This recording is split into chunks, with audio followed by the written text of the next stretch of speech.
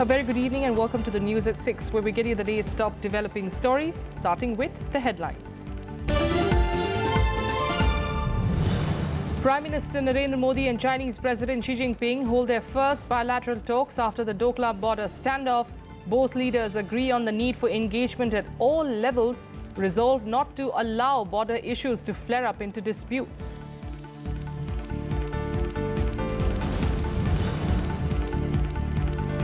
Also at the BRICS summit, Prime Minister Narendra Modi put pitches for coordinated action on counter-terrorism, cyber-security and disaster management, suggests 10 commitments for global transformation.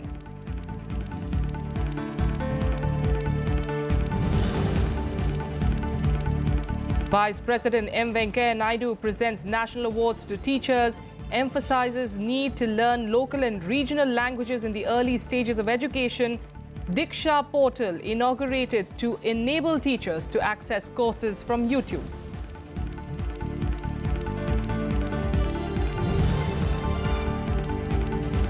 And amid escalating tensions after North Korea's latest nuclear test, South Korean Navy conducts live wire drills and removes the existing 500-kilo cap on its missiles in the peninsula. The UN warns that Pyongyang's nuclear program has evolved into a global threat.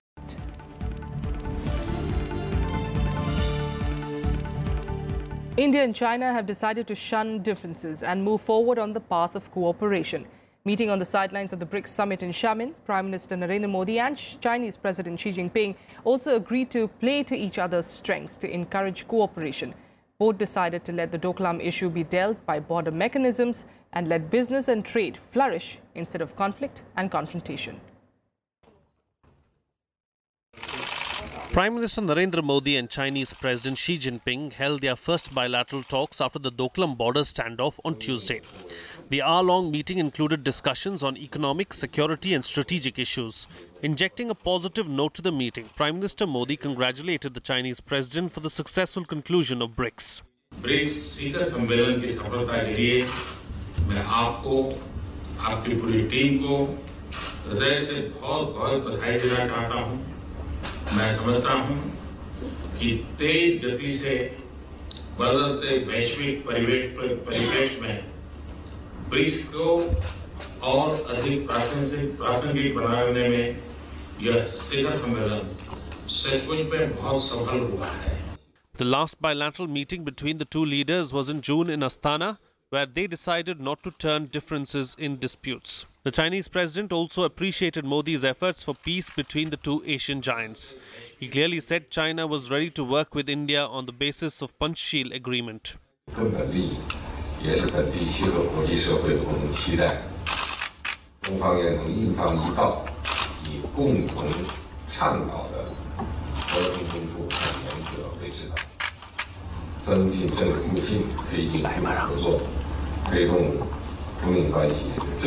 Both leaders agreed on the need for engagement at all levels, especially on security issues.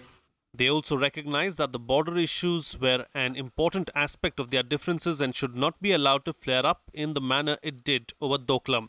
Both of us know what happened. Okay, so this was not a backwards-looking conversation. This was a forward-looking conversation. The sense of it was, how do we take the relationship forward? How do we ensure that there is peace and tranquility on the border areas to ensure that the relationship stays forward? How do we ensure that mutual contacts and mutual trust is strengthened so that peace and tranquility on the border areas? So that was the direction in which the conversation was. China also gave an indication of its changed stance at the BRICS summit when it agreed on the Xiamen declaration that criticized terrorist groups being sheltered in Pakistan. The bilateral meeting was also a strong affirmation of the recognition at the leadership level to keep the relationship on an upward trajectory. Chinese foreign minister contends that India should appreciate China's development in a positive manner. But Indian officials say that China also must understand the importance of India in the world and China should not encroach into the strategic space of India. If both countries appreciate each other's concerns, it will be a win-win situation. Akhilesh Suman for Rajya Sabha television with camera person Om Prakash in Delhi. Well, Prime Minister Modi also met Egyptian President Abdel Fattah al-Sisi on the sidelines of the BRICS summit. The two leaders held bilateral talks to strengthen historical ties between the two countries. India and Egypt have a strong economic relationship and cooperation in areas of security and counter-terrorism. India is also Egypt's sixth largest trading partner.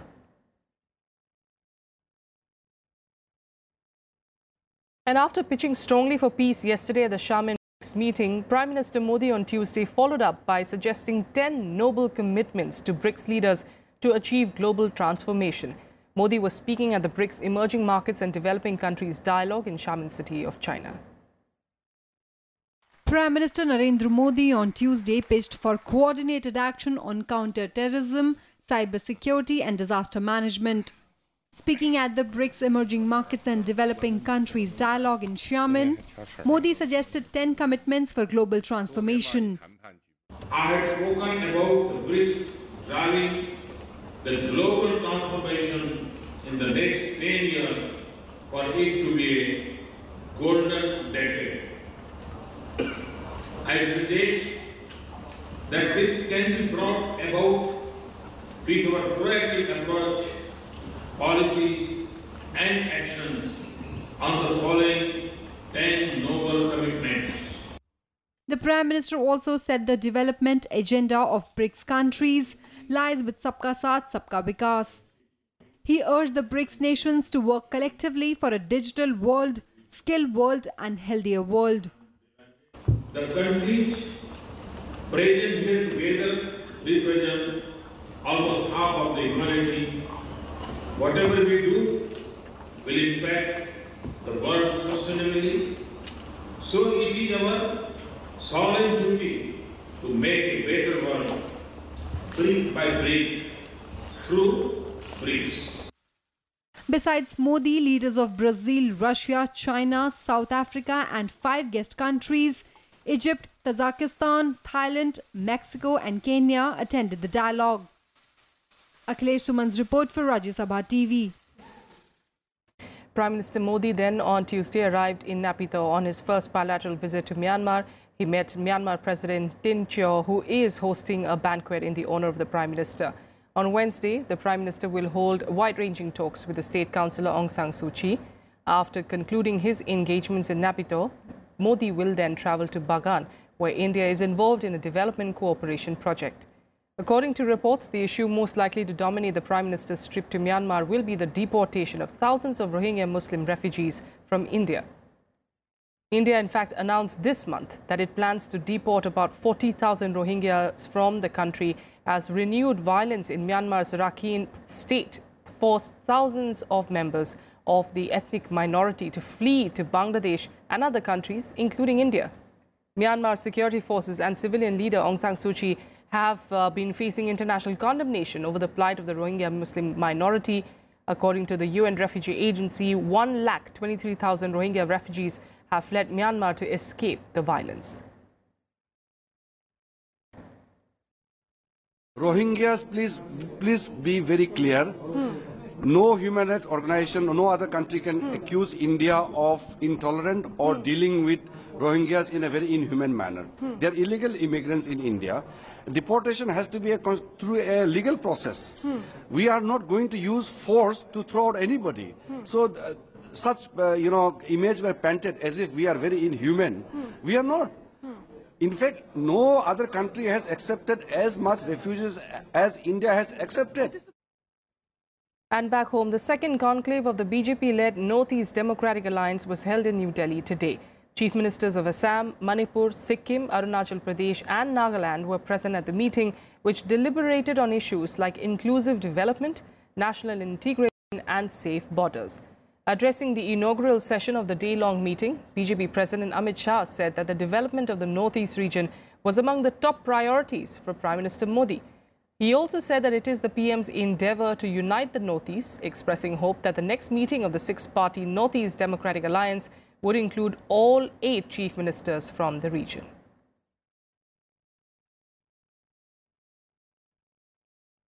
North east ये देश का बहुत महत्वपूर्ण क्षेत्र है। 5 करोड़ की जनसंख्या, लगभग 4.25% आबादी देश की नॉर्थ ईस्ट में रहती है। देश का 8% भूभाग ये 8 राज्यों में नॉर्थ ईस्ट में समाहित होता है। लगभग 270 प्रकार के अलग अलग जाति और संस्कृति से जुड़े हुए ग्रुप्स हैं और 180 से ज्यादा बोलियां बोली जाती हैं, अनेक बोलियां बोली जाती हैं। इतनी विविधता और संस्कृति से सभर नॉर्थ ईस्ट को एक रखना मुझे लगता है कि भारतीय जनता पार्टी और एनडीए की सरकार का एक प्रमुख लक्ष्य है। आगे का हमारा जो रोड मैप है उसमें नेडा का महत्वपूर्ण रोड। नेडा एक सिर्फ राजनीतिक गठबंधन नहीं बनना चाहिए। उत्तर पूर्व की सभी सभ्यताओं को, सभी संस्कृतियों को समाहित करते हुए एक सांस्कृतिक मंच भी बनना चाहिए। उत्तर पूर्व की सभी समस्याओं को जानकर वो समस्याओं के निवारण के लिए इसके निवारण का एक विकास का भी, डेवलपमेंट का भी एक मंच बनना चाहिए। Vice President M. Venkaiah Naidu today underscored the need to achieve 100% literacy in the next 5 years. Honoring 319 teachers on Teachers' Day, he said that both central and state governments must pay special attention to popularize the study of one's mother tongue. He also inaugurated the Diksha portal for teachers.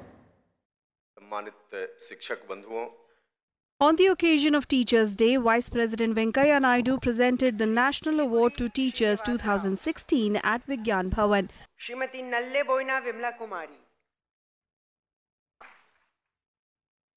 Underscoring the crucial role that teachers play in building the country's future, the Vice President said over the next few years, government, leaders and society have to make a collective effort to achieve 100% literacy.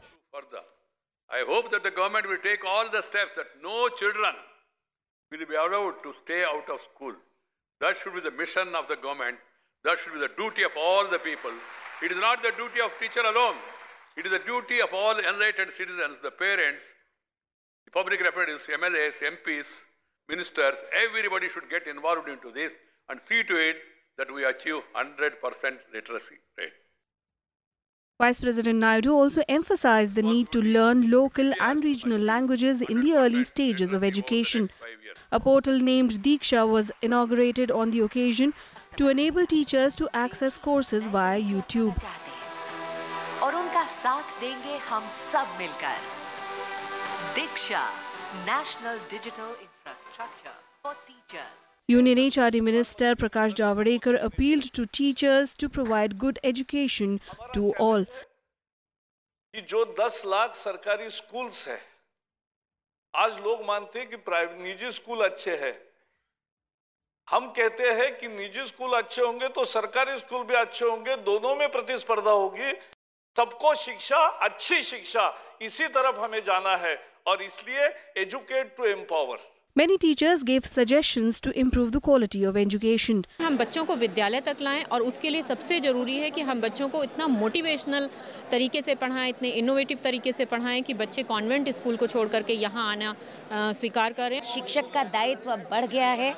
एक गुरु जिसको कि ब्रह्मा विष्णु महेश और सत्य की धरती के लिए कहा जाता है, आज उस गुरु को अपनी गरिमा बनाने की ज़रूरत है। The National Award aims to give public recognition to meritorious teachers working in primary, middle and secondary schools. The awards were instituted in 1958. Out of the 374 awards, 20 are reserved for Sanskrit, Persian and Arabic teachers. Panchanan Mishra's report for Rajya Sabha TV. Amid calls for a floor test in the Tamil Nadu Assembly, Chief Minister K. Palanisamy convened a meeting of all party MLAs in Chennai on Tuesday. 111 legislators attended the meeting and extended their cooperation to the Chief Minister. A resolution reposing faith in Palanisamy's leadership was also adopted unanimously. The MLAs belonging to the now jailed General Secretary V.K. Sasikala and her nephew, Deputy General Secretary T.T.V. Dinakaran, did not attend the meeting. The Mangaluru Chalo bike rally organized by the Karnataka unit of the BJP's Yuva Morcha was aborted soon after it began in Bengaluru on Tuesday as police took the activists into preventive custody. More than 200 bikers had defied prohibitory orders to go ahead with the event to protest against the alleged murders of Hindu activists in Karnataka. The police took more than 500 activists, including former Karnataka Home Minister R. Ashok, Mysuru MP and BJP Yuva Morcha President Pratap Simha into custody. BJP State President B.S. Yediyurappa was expected to launch the rally, but he decided to proceed directly to Mangaluru on the 7th of September. At least 2,000 police personnel, including 6 platoons of the State Reserve Police, were deployed to handle the bike rally. Mangaluru and the coastal districts near it have witnessed repeated Hindu-Muslim tension linked to deadly violence between the RSS and Muslim parties like the Social Democratic Party of India.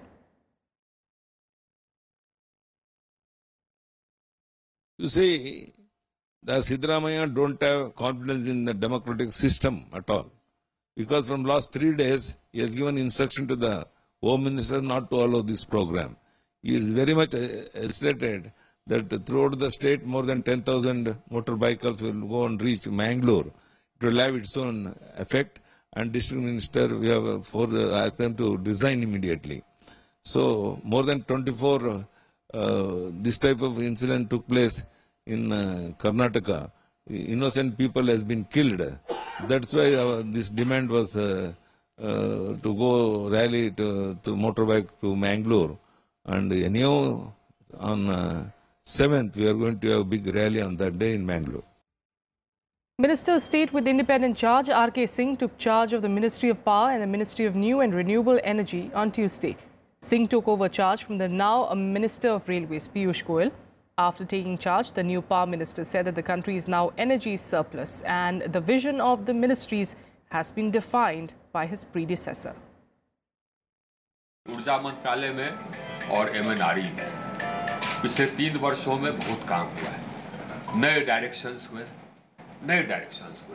अब हम लोग energy surplus हो गए। इतने competent sir के बाद काम करना एक चैलेंज है, तो मैं प्रयास करूंगा कि मैं भी उस चैलेंज पर खड़ा उतरूं। And here's a look at more updates from across the country in Nationwide. In Uttar Pradesh, commercial services of metro rail started in Lucknow today.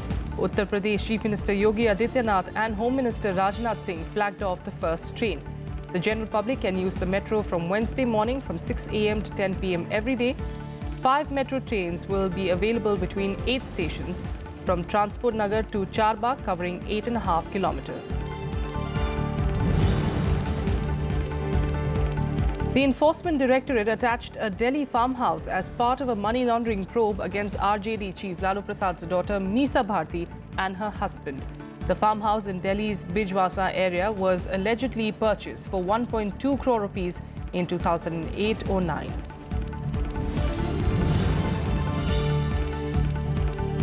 Arunachal Pradesh Health and Family Welfare Minister Jomde Keena passed away on Monday at a private hospital in Guwahati.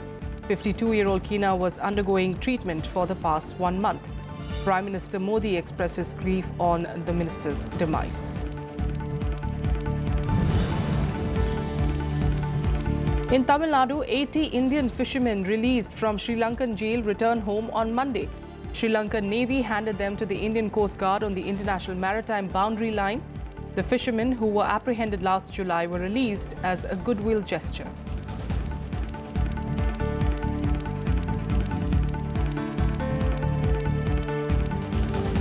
For international news now, world leaders have once again condemned and called up stringent sanctions against North Korea. This after North Korea conducted its 6th and the most powerful nuclear test on Sunday. Amid escalating tensions on the Korean peninsula after North Korea's latest nuclear test 2 days ago, the South Korean Navy conducted live-fire drills in the East Sea on Tuesday. Both South Korea and United States have also agreed for an unlimited warhead weight allowance on South Korean missiles from the existing cap of 500 kilos. 우리 정부의 한반도 비핵화 원칙에는 변함이 없습니다. 어제 장관께서 말씀하신 것은 북한의 6차 핵실험 등 핵미사일 위협이 심대한 안보 상황에서 North Korea faced further international outrage over Sunday's test, with countries calling for more urgent, stringent sanctions on the reclusive state. The United States urged the UN Security Council to adopt the strongest sanctions to stop Pyongyang's nuclear program.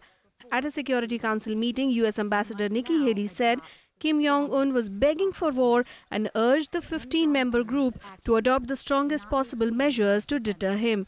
Am Sonntag mit dem französischen Präsidenten telefoniert. Der Bundesaußenminister ist in Kontakt mit seinem Kollegen.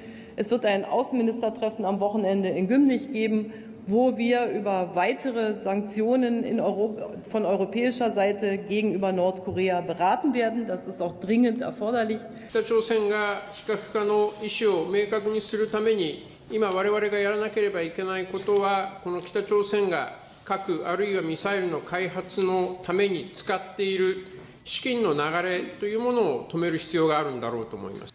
Kim Jong-un's action cannot be seen as defensive. He wants to be acknowledged as a nuclear power. But being a nuclear power is not about using those terrible weapons to threaten others. His abusive use of missiles and nuclear threats show that he is begging for war.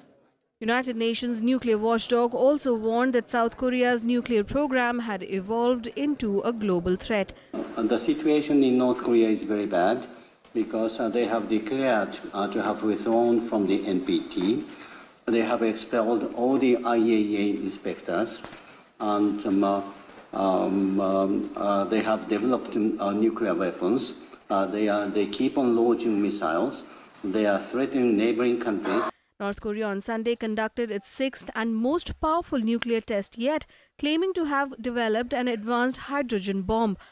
The U.S. Geological Survey recorded a resulting tremor of 6.3 magnitude, and scientific evidence showed that the nuclear device detonated was almost 7 times the bomb that destroyed Hiroshima.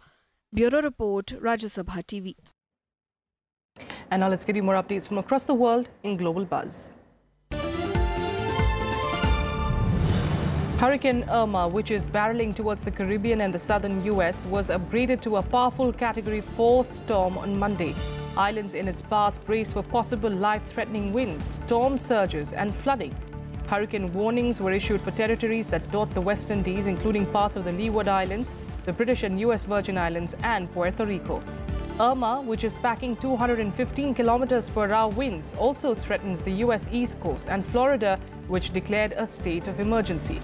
According to the Hurricane Center, Irma is expected to reach southern Florida by Saturday.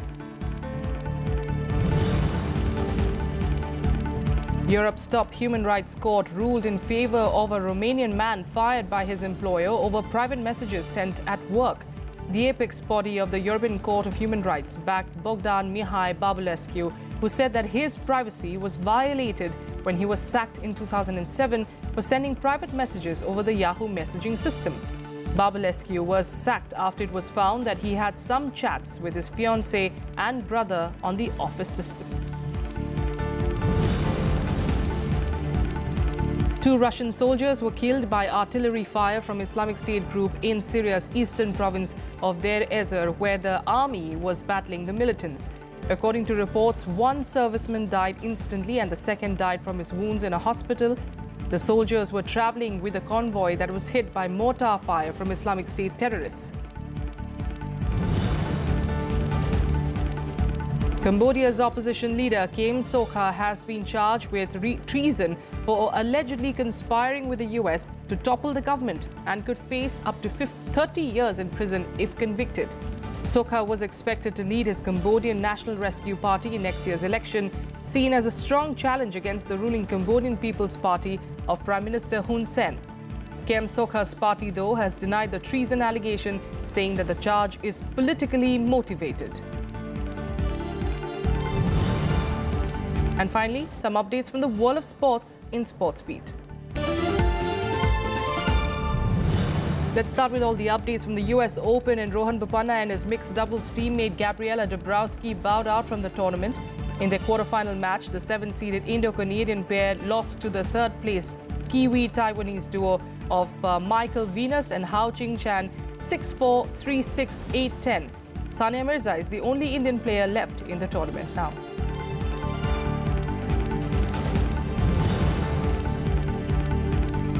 In the men's singles, Martin Del Potro beat Austrian Dominic Thiem to reach the quarterfinals. Del Potro will now face Roger Federer, who beat Germany's Philipp Kohlschreiber in straight sets.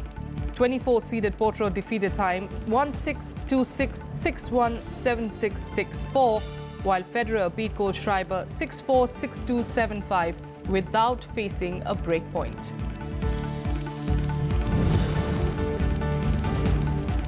In another match, world number 1 Rafael Nadal reached the quarterfinals of the US Open with a 6-2, 6-4, 6-1 victory over Ukraine's Alexander Dolgopolov on Monday.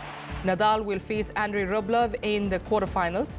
Rublev, in fact, defeated 9-seeded David Goffin 7-5, 7-6, 6-3 to reach the quarterfinals.